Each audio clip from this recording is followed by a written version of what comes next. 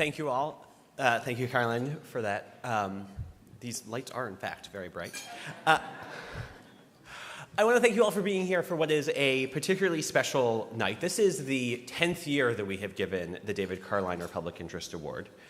And it is also, or will be in August, will be what would have been the 100th birthday of David Carliner, who is not necessarily obvious, was my grandfather, and was a leading public interest lawyer, or leading lawyer of his day, doing immigration law, leading the fight for self-determination, home rule in Washington, D.C., and being on the forefront of a variety of other issues. The David Carliner Prize recognizes a rising star lawyer in public interest, working for the public interest, in immigration rights, international human rights, civil liberties, and civil rights.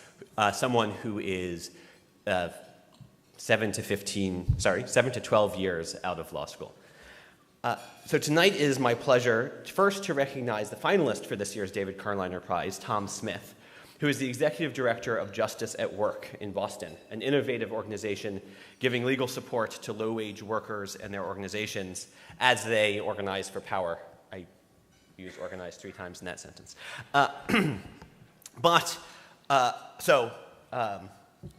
Tom Smith we're really pleased to have him here tonight.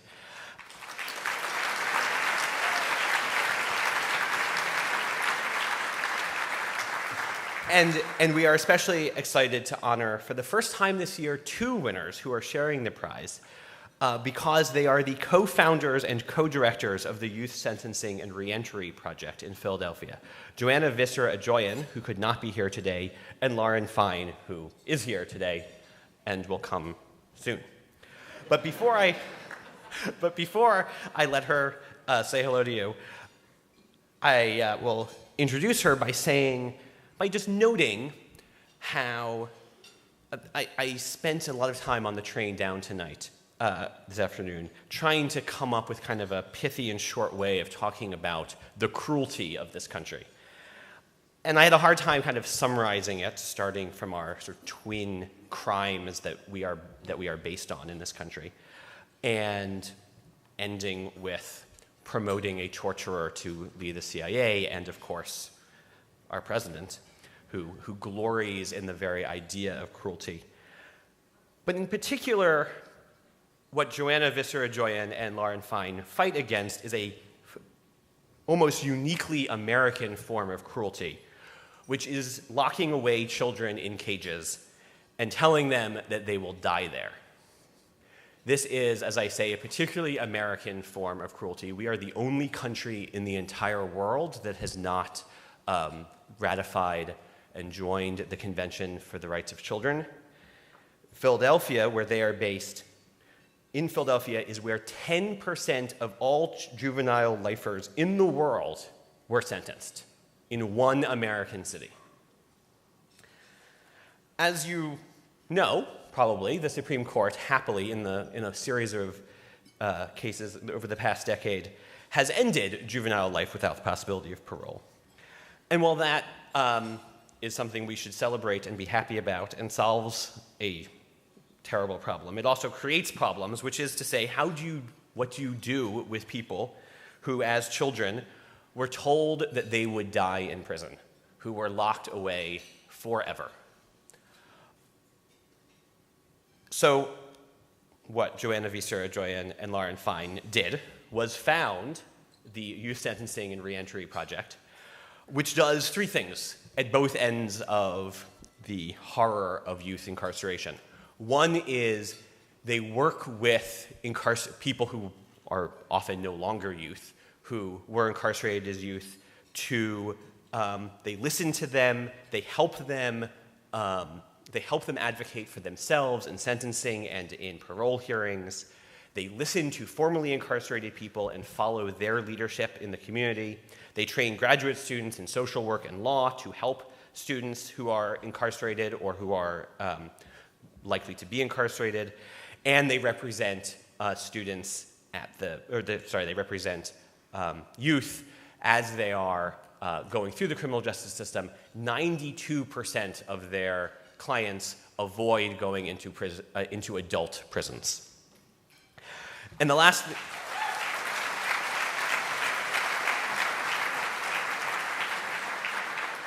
The final thing I want to point out that they do is they also work in policy. For instance, they led a successful fight against Philadelphia's barbaric practice of charging parents the cost of their children's incarceration, which happily doesn't happen anymore. Which leads me to something that Philadelphia, there seems to be a lot of good things coming out of Philadelphia right now in the world of criminal justice reform. And ACS and the Carliner family are really glad to and really proud to award the David Carliner Award to two of those good things, Joanna Visser Adjoian and Lauren Fine.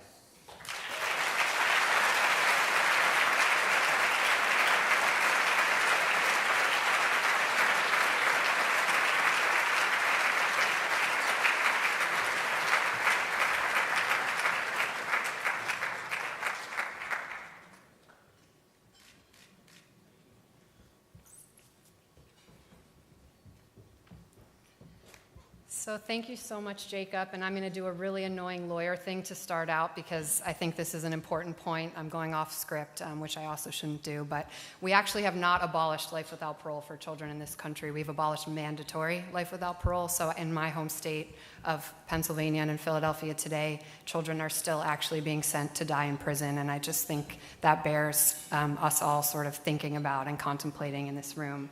But thank you again for those incredibly kind and powerful words, and to the entire judges panel for this honor.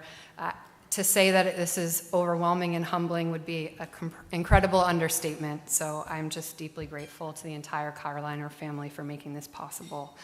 And my colleague, Joanna Visser Adjoian, is also incredibly humbled by this honor, and she wanted me to make sure that everyone knew that the only thing that would possibly keep her from being here tonight is bringing a human into this world, which she did this past Sunday morning.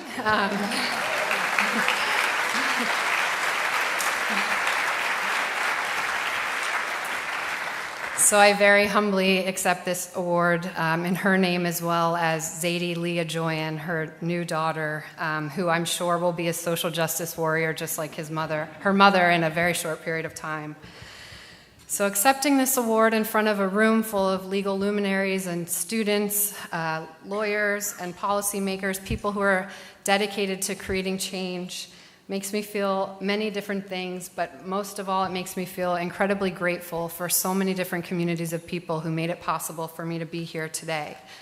And since this award is so generously bestowed by the Carliner family in honor of your grandfather, your father, great-grandfather, I want to acknowledge the gratitude that I feel for my own family as I'm standing before you. I wish I could say that 4 years ago, when we decided to leave our jobs and start a new nonprofit organization, that anyone in my family would have put money on us still being around today, 4 years later. But even with that skepticism, they rallied behind us. They provided their time, their contacts, and most importantly, their encouragement and support, and I'm very thankful for that. And look, Mom, I'm still employed, so who would have thought?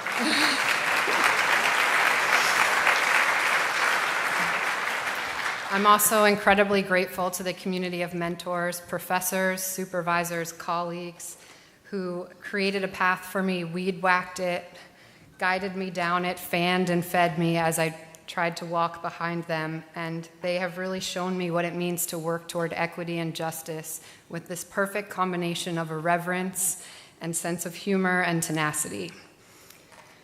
It's also very important to me to be receiving this award from an organization that values and promotes the next generation of student leaders, as Caroline so beautifully said. Because one of the other reasons that I'm able to stand here today and accept this award is because there's an incredible community of students, both law and, for us, very importantly, social work students who we have working together, as you heard, who quite literally make our work possible. We're a staff of 7, so we have an army behind that. And the students that we work with see things that they cannot stomach. They see children in solitary confinement. They see children, 110 pounds, not fully grown bodies, who have shackles around their waist and their feet and their hands. They see, as you heard, parents being billed for the cost of their children's incarceration. And they see children who remain in jail for the simple reason that their families are too poor to pay the bail required to release them. And they see these things and they channel their outrage into passionate, creative solutions that harness the power of the law to advance justice. And I want to shout out that in the hallway, I actually ran into one of the students who's working with us this semester, who was incredible. So it's just an amazing thing to be here. Because their thoughtfulness, their compassion, their dedication, and their resourcefulness inspires us, and it makes us feel very hopeful. Which brings me to the most important community that has really been the most instrumental in why I'm up here before you. And they've really taught me how to always come back to hope, even in the face of systems that seem designed specifically to deny it. And this is the community of children, of teenage boys and girls, of men and women who could not be in this room with us tonight because they are in Pennsylvania's jails and prisons. They are children who are currently facing adult prison sentences, even up to life without parole. And they are adults who were sentenced as children to die in prison and who've served several decades of unconstitutional sentences that legally described them as irredeemable. And yet, without any actionable means of hope for so many years, they still maintained it. So we're in a historic moment in this country as we sit here in Washington, D.C. I don't have to remind anyone in this room of that, and I will not go there tonight, mostly. But as you heard, my home state of Pennsylvania also has the most disgusting distinction of having sentenced the largest number of children to die in prison of anywhere in the world. But this is not a hopeful fact, obviously. But in 2016, the U.S. Supreme Court finally did create an actionable means of relief for the some 2,000 people nationwide, some 500 who were sentenced in my state of Pennsylvania and over 300 in my home city of Philadelphia, that they might actually be resentenced and one day return home to our community. And I have the privilege every day to work with incredible advocates and, as you heard, volunteers who have helped make this opportunity an actual reality for these juvenile lifers who have become our partners and, most importantly, our teachers in this work. An example, I am today so proud and honored to be able to call John Pace, who served 31 years in prison beginning at the age of 17, not just a friend, which he's been to me for many years, but now an actual colleague. He's works alongside us at the Youth Sentencing Reentry Project, and for us, that's the real vision realized.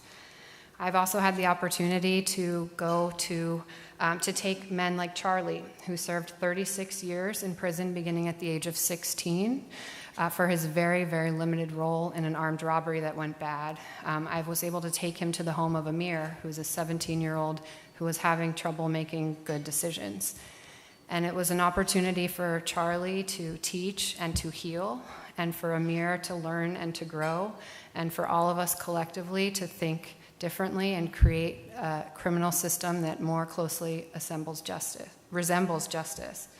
And even today, actually, at the train station in Philadelphia, I ran into Salim, who's one of our client partners, who was released just a few months ago after 29 years of incarceration, and he was on his way to Pittsburgh to speak at a conference about the environmental hazards of prison. And that, to us, is just, that's why we do the work. I can't imagine anything better than that.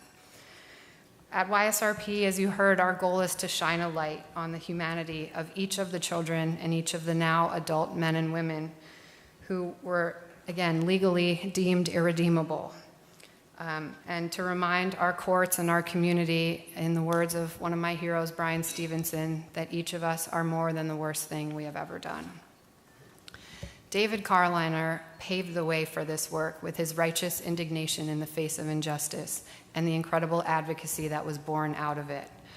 I have to admit I did a little bit of Googling in preparing for tonight to make sure that I knew more about him and his life, and I learned that when he was in high school, he was suspended for protesting the cancellation of a football game. I also learned that he actually wasn't a fan of football, but I was just trying to make trouble, he said. So at YSRP, we actually do very much like football. We are very proud of our Philadelphia Eagles.